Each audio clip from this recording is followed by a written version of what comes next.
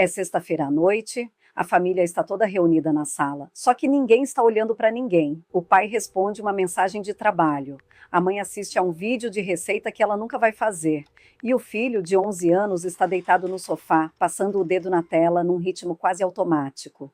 Um vídeo, risada rápida. Próximo vídeo. Outro e outro. Você chama o nome dele. Ele nem escuta.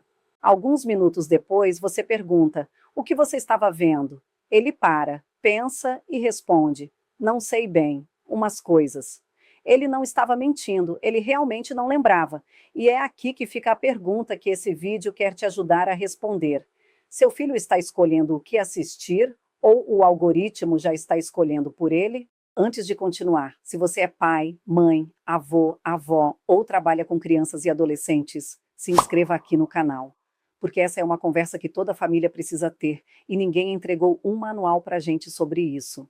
Esse vídeo não é contra a internet, não é contra o celular e nem é contra as redes sociais. A tecnologia hoje ensina idiomas, aproxima famílias que moram longe, abre portas profissionais que não existiam há 10 anos. Isso é real e seria injusto ignorar. Mas existe uma diferença enorme entre usar a tecnologia e ser usado por ela. E a pergunta que a maioria dos pais faz é a errada. A pergunta não é só quanto tempo de tela é aceitável. A pergunta é: que tipo de conteúdo está entrando na cabeça do seu filho? Com que intenção ele escolhe assistir? E o que esse consumo está formando nele? Porque o tempo de tela é fácil de medir. O difícil é medir o efeito de um conteúdo vazio, repetido centenas de vezes por dia. Isso nenhum aplicativo de orientação digital consegue mostrar. Pense em como você assistia a televisão quando era criança. Você ligava a TV, esperava o programa, às vezes até a novela demorava uma semana Você inteira viu o para que ele responder uma fez? pergunta. Havia Isso espera, não acontecia na minha continuidade. época. Hoje não. Hoje um vídeo dura 7 segundos, entrega uma piada, um susto, uma reviravolta e some. Antes que o cérebro processe o que acabou de ver, já chegou o próximo. E o cérebro, principalmente o de uma criança ou adolescente em formação, aprende com repetição. Se ele é exposto o tempo todo a estímulos curtos, rápidos e imediatos, ele começa a esperar isso do mundo inteiro. É por isso que muitos pais relatam a mesma cena. O filho não consegue terminar de ler 2 páginas de um livro, mas passa 1 hora vendo vídeos de 15 segundos, um atrás do outro, sem parar.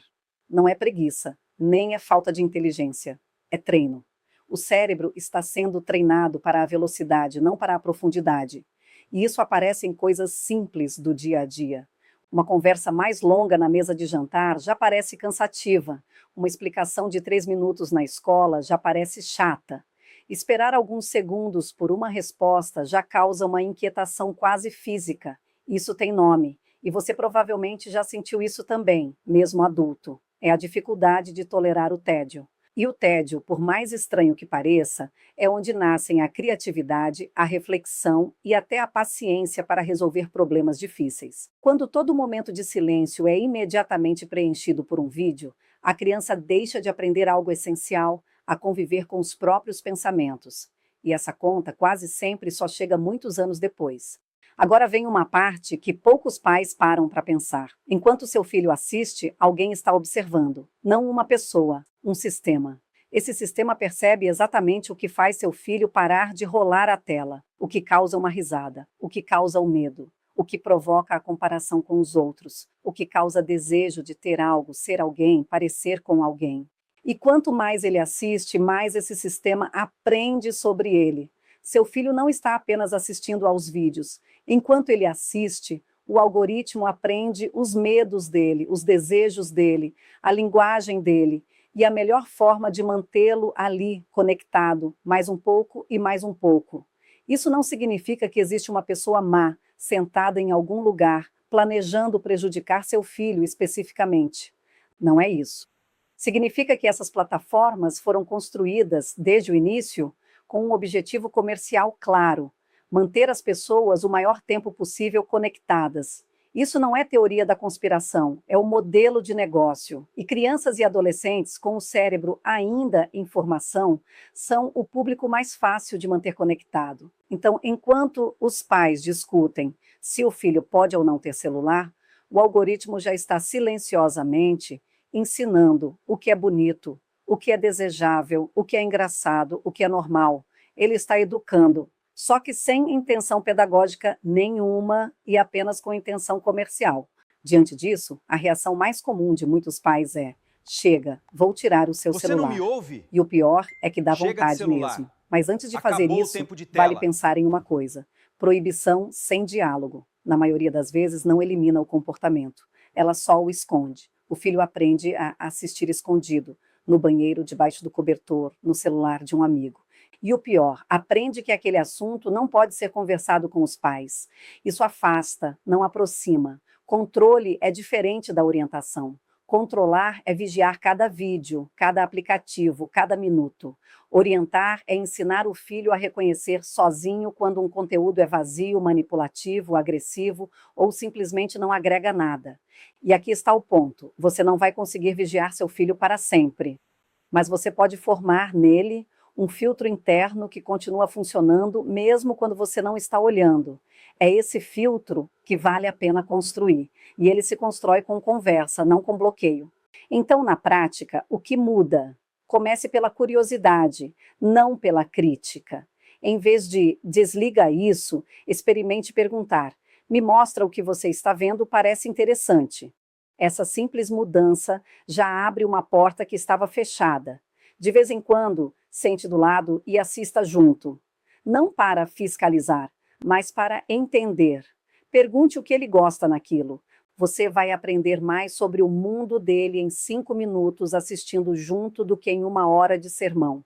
Reserve momentos sem celular, durante a refeição, antes de dormir, em conversas importantes. Não como castigo, como acordo da família inteira, adultos incluídos. E aqui vai um ponto que poucos falam: evite usar a tela como a única solução para o tédio, a birra ou o silêncio incômodo. Quando toda vez que a criança fica entediada ou irritada, ela recebe um celular na mão, ela aprende que desconforto se resolve com uma tela. E isso vai acompanhá-la na vida adulta. Apresente conteúdos mais profundos aos poucos, sem transformar isso em obrigação chata. Um documentário curto, uma conversa sobre um assunto que ela se interessa, um livro que conecta com algo que ela já gosta. E estimule o que a tela não substitui: leitura, esporte, música, conversa de verdade, brincadeira, convivência, não como competição contra o celular, mas como parte natural da rotina. Por fim, e esse talvez seja o mais difícil, reveja o próprio exemplo, porque vamos falar sobre isso já já. Existe uma forma simples de ensinar senso crítico sem parecer um interrogatório. São perguntas soltas no meio de uma conversa normal, não uma investigação. Perguntas como: quem criou esse vídeo que você estava vendo? O que essa pessoa ganha quando você continua assistindo? Esse conteúdo tentou te ensinar algo, te vender algo, te assustar ou só prender sua atenção o máximo de tempo possível? E uma pergunta poderosa, quase terapêutica: como você se sentiu depois de assistir aquilo? Melhor? Pior?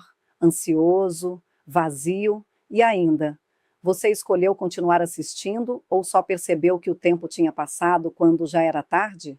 Isso acrescentou alguma coisa a você ou só ocupou um espaço na sua cabeça? Nenhuma dessas perguntas precisa soar como cobrança. Elas cabem numa conversa de carro, numa fila de supermercado, num momento qualquer. E aos poucos o filho começa a fazer essas perguntas sozinho, sem que você precise perguntar. É exatamente aí que o senso crítico nasce. Agora, uma virada importante: os jovens não precisam simplesmente abandonar a tecnologia. Use as Eles podem telas para mudar o criar, papel que não ocupam apenas diante para dela. consumir. Existe uma diferença Transforme a enorme entre tecnologia em passar horas conhecimento. assistindo vídeo O atrás de conteúdo vídeo inteligente e muda o passar esse jogo. mesmo tempo criando um vídeo, editando uma imagem, escrevendo uma história, aprendendo a programar, pesquisando um assunto que desperta curiosidade, estudando um idioma novo, montando uma apresentação ou até usando inteligência artificial para aprender e resolver problemas reais. Produzir exige memória, planejamento, tentativa, erro e correção. Consumir, na maioria das vezes, exige só o dedo deslizando na tela. A tecnologia pode anestesiar a mente, mas também pode ampliar capacidades. A diferença está inteira na forma como ela é usada. Um adolescente que passa 1 hora criando um vídeo curto está treinando criatividade, edição, roteiro, comunicação. Um adolescente que passa essa mesma hora só assistindo vídeos de outras pessoas está, na maior parte do tempo, apenas absorvendo. Nenhuma das duas coisas precisa desaparecer da vida dele. Mas o equilíbrio entre elas é o que vai definir daqui a alguns anos que tipo de adulto esse jovem vai se tornar. E chegou a hora de falarmos de nós adultos. Porque é difícil pedir para um filho largar o celular quando o pai está no meio do jantar respondendo uma notificação, ou quando a mãe checa as redes sociais assim que abre os olhos de manhã. E aqui não existe culpa. Os adultos também estão sendo disputados o tempo todo, pelas mesmas plataformas e pelos mesmos mecanismos de recompensa imediata.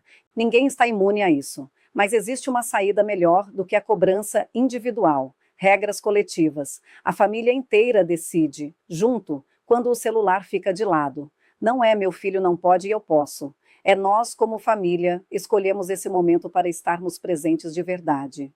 Isso muda tudo, porque deixa de ser imposição e passa a ser exemplo.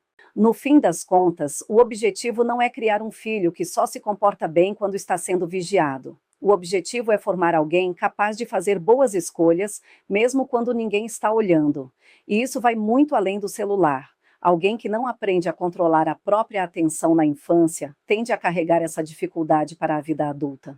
Se torna mais vulnerável ao consumo por impulso, à comparação constante com a vida dos outros, às promessas fáceis de enriquecimento rápido, aos influenciadores que vendem um estilo de vida, à pressão social de ter, parecer e pertencer. A criança que aprende ainda pequena a perguntar: isso realmente vale minha atenção agora? Carrega essa pergunta para todas as áreas da vida dela, inclusive para o dinheiro. Talvez a missão dos pais nessa geração não seja criar filhos com receio da tecnologia, seja criar filhos capazes de usá-la sem entregar a ela a própria autonomia. Porque quando uma criança não aprende a escolher o que merece a atenção dela, alguém vai escolher por ela. E hoje esse alguém tem nome de algoritmo. Me conta aqui nos comentários, qual é hoje o maior desafio da sua família em relação ao celular e às redes sociais? Se esse vídeo fez sentido para você, compartilha com outro pai, outra mãe, outro responsável que também está tentando atravessar essa fase sem manual de instruções. Porque o futuro dos nossos filhos, as escolhas que eles fazem e a forma como aprendem a usar a tecnologia são da minha conta, da sua conta e da nossa conta.